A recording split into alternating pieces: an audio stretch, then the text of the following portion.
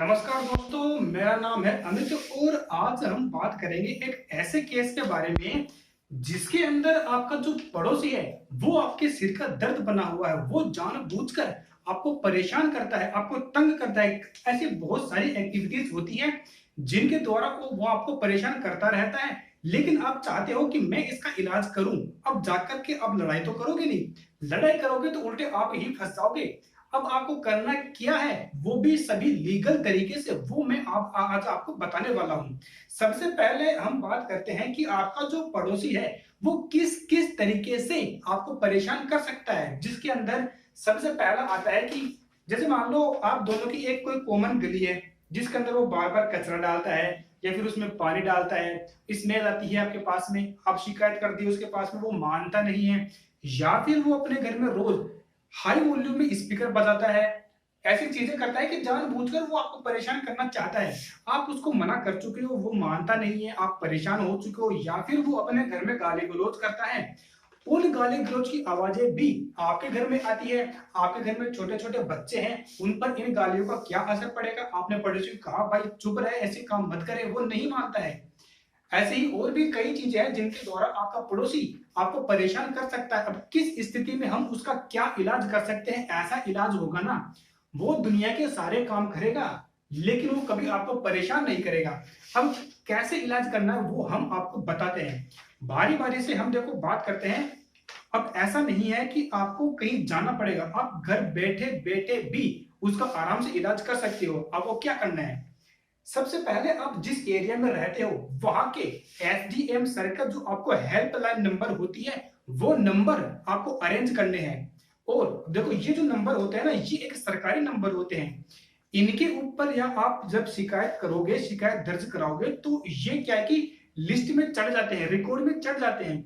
इसके बाद में इन जो रिकॉर्ड में यदि कोई बात चढ़ गई ना एक बार, तो फिर उसके ऊपर कार्रवाई करना जरूरी हो जाता है उनके लिए, क्योंकि उनको आगे इसका फीडबैक देना होता है। इसलिए वो इस पर कार्रवाई जरूर करेंगे। ऐसा नहीं कि आप सीधे वैसे ही चले जाओगे उनके पास, आप वैसे भी जा सकते हैं, लेकिन मेरा कहना यह है जब यदि घर से ही एक अच्छा काम हो रहा है तो आपको वहां जाने की जरूरत नहीं है।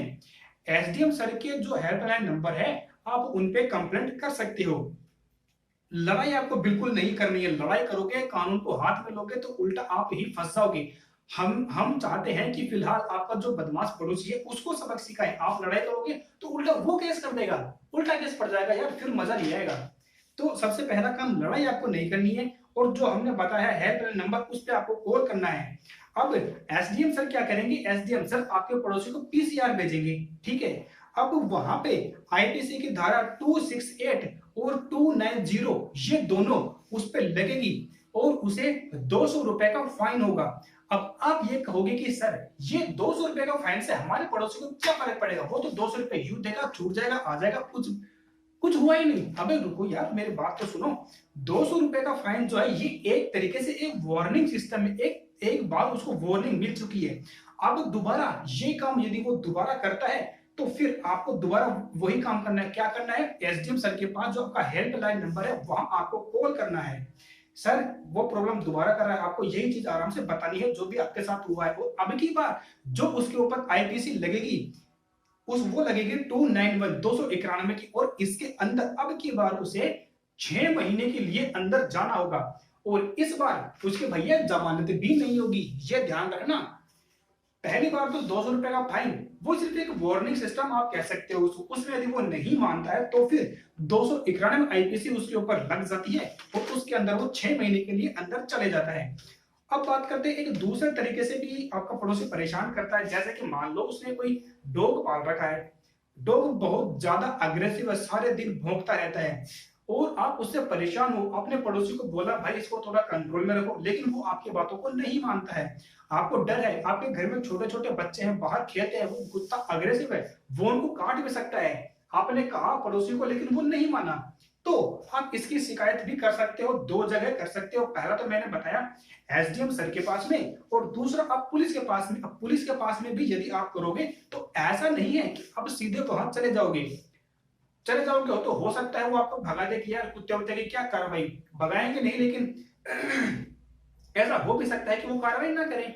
लेकिन अब आपको करना क्या, आपको घर से ही जो मैंने बताया एसडीएम सर के पास में या फिर पुलिस के पास में उनका जो हेल्पलाइन नंबर है उसके ऊपर आपको कॉल करना है। वो एक सरकारी नंबर होता है और वो फ्री होता है, वो आपके पैसे नहीं लेंगे उसके ऊपर। और इसके अंदर आपका जो पड़ोसी है कुत्ते के मामले में उसको जेल होगी, कितने महीने की, 6 महीने की जेल होगी। और इसके अंदर आईपीसी लगेगी 289 वाली। बिल्कुल सही सुना आपने, 6 महीने की जेल हो जाएगी। करके तो देखिए, बिल्कुल सब कुछ होगा, शिकायत तो करिए। इसके बाद में आगे हम बात करते हैं। एक प्रॉब्लम आती है कि जैसे पड़ोसी है और एक गली है, छोटी सी एक गली है जिसके अंदर आपके पड़ोसी ने गाड़ी खड़ी कर दी, खड़ी करके वो चले गए कहीं पे। अब जाने के बाद में आपको वहां से जाना है लेकिन रास्ता पूरा ब्लॉक हो रखा है, आप किधर से जाओगे?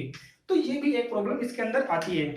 और जो ये रास्ते वाली अतिक्रमण वाली में इसमें एक चीज और आती है। जैसे मान लो आपके पड़ोसी का घर यहाँ तक है, यहाँ तक घर है और जो घर के ऊपर चढ़ने की जो सीढ़ियां होती है ना, सीढ़ियां होती है जिससे घर के अंदर आते हैं, तो वो सीढ़ियों का दायरा उसने आगे तक बढ़ा रखा है और रोड यूं जा रहा है। अब आधा रोड तो उसकी सीढ़ियों से ही कवर हो गया। इससे आप जब रोड पे आते जाते हो तो आपको परेशानी होती है, आप गाड़ियां नहीं निकाल पाते हो ठीक से। तो ये भी अतिक्रमण के अंदर आता है। और इसके अंदर जब भी आप शिकायत करोगे, शिकायत करने का तरीका वही सेम जो मैंने आपको अभी बताया है। आप शिकायत करोगे तो इसके अंदर 283 आईपीसी की धारा उस पर लग जाएगी और उसको 200 रुपए का फाइन लगेगा। फिर आप कहोगे यार 200 रुपए का फाइन में तो सर कुछ हुआ ही नहीं। ये वही वार्निंग सिस्टम है, 200 रुपए का फाइन में वो नहीं माना, वार्निंग मिल गई। अब उसने जो आगे तक बढ़ा रखा है दायरा सीढ़ियों का, उसको यदि तोड़ के सही नहीं किया, अभी भी वैसा ही है, अभी भी आपको प्रॉब्लम हो रही है और अब की बार आपने दोबारा उसकी शिकायत कर दी, तो अब क्या होगा? अब की बार देखो क्या होता है। करना शिकायत का वही पुलिस पे या फिर एसडीएम में, वही हेल्पलाइन नंबर वाला सिस्टम वही करना है। और अब की बार जो उसे सजा होगी वो 6 महीने की होगी। 6 महीने के लिए वो अंदर चले जाएगा और वो सोचेगा कि काश मैं उस वक्त वो गलती ना करता। इसके बाद में अगला बात करें तो गलियों के अंदर हाई स्पीड से गाड़ियों को चलाना। वो कई प्रकार के छपरी टाइप के लड़के नहीं होते, बालों को रंग लेंगे, बड़ा बड़ा कर लेंगे, लाल पीले नीले करके, और गली में छोटे छोटे बच्चे खेलते हैं यार, वो यूं यूं गाड़ियों को निकाल के लेके जाते हैं। और बच्चों के पेरेंट्स को हमेशा ये डर बना रहता है कि यार इतनी तेज गाड़ी चला रहे हैं, हमारे बच्चों को लग गई तो। आपने उनको कहा, वो नहीं माने। अब इसके अंदर जो आईपीसी की धारा आपके पड़ोसियों पर लगेगी वो लगेगी 279 वाली आईपीसी। अब इसके अंदर क्या होता है, इसके अंदर डायरेक्ट वो 6 महीने के लिए अंदर चले जाएंगे।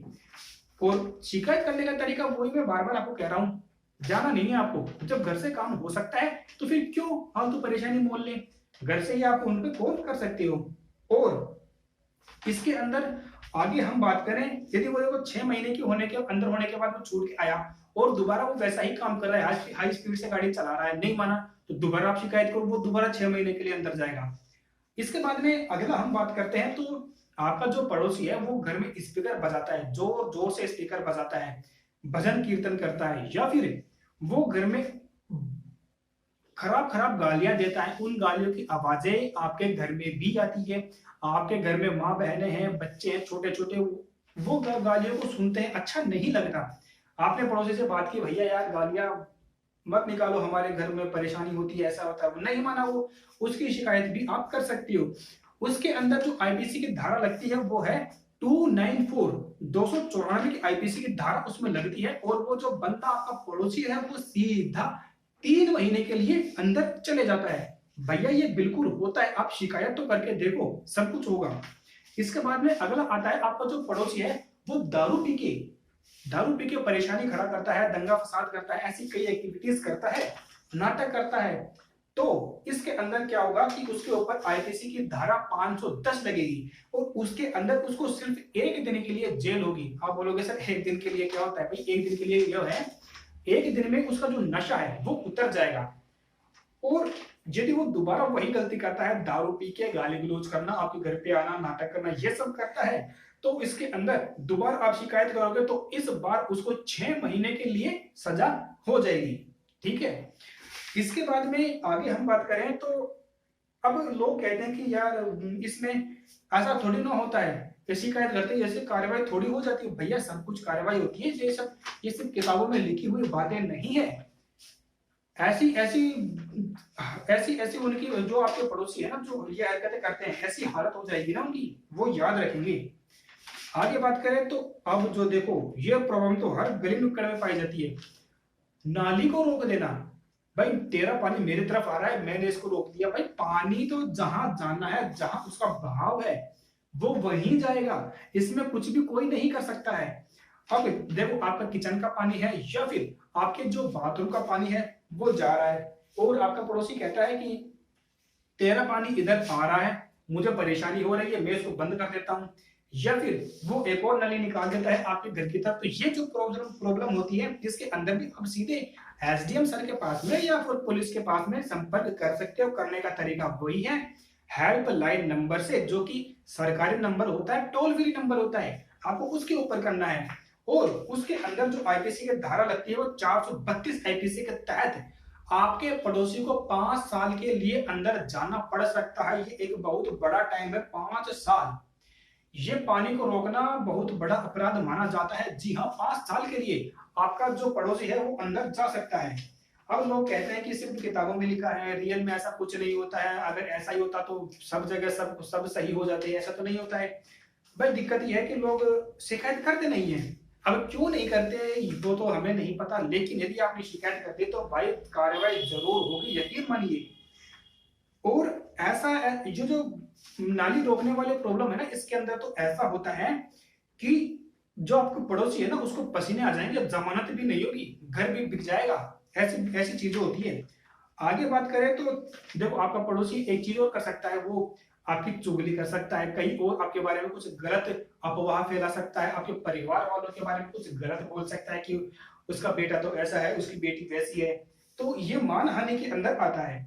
तो अब इसके अंदर क्या होता है, इसके अंदर जो आईपीसी की धारा लगती है वो 499 और 500, ये दो धाराएं इसके अंदर लग जाती है मानहानि के वाले में, जिसमें गाली गलौज आता है, चुगली करना आता है, या फिर आपके बारे में कोई गलत अफवाह फैलाना, ये सब मानहानि के अंदर आ जाता है। और इसके अंदर 499 और 500 की आईपीसी लग जाती है। और इसके अंदर झूठी चुगली अपमान ये सब करने के लिए 5 लाख या फिर 10 लाख तक का जुर्माना आपके पड़ोसी पर, या फिर जिसने आपके मान की हानि की है, चुगली की है, गाली गलौज की है, अपमान किया है, उसके ऊपर ये सब लग सकता है। अब ये जो 5 लाख या फिर 10 लाख है, ये बढ़ के 50 लाख भी हो सकता है। ये बात अलग अलग सिचुएशन पर निर्भर करती है। तो ये जो मानहानि वाला केस है, ये बहुत भयंकर होता है, बहुत ज्यादा इसमें पैसा लग जाता है जमानत के लिए। और ये जो हमने आपको बातें बताई है, ये कुछ पड़ोसी हैं जो कुछ हरकतें करते हैं। इसके अलावा भी यदि आप जो जो चीजें मैंने इसमें कवर नहीं की है, और आप जानना चाहते हो कि हमारा पड़ोसी हमारे साथ ऐसी हरकतें करता है, तो उसके लिए हम लीगल तरीके से क्या कार्रवाई कर सकते हैं कि सारा काम सही हो जाए, तो आप कमेंट्स में हमें बता सकते हैं। हम अगले वीडियो में उसके बारे में चर्चा करेंगे। हम इस चैनल पर ऐसे ही वीडियोस लाते रहते हैं। आप ऐसे और वीडियोस और जानकारी प्राप्त करने के लिए चैनल को सब्सक्राइब करें। धन्यवाद।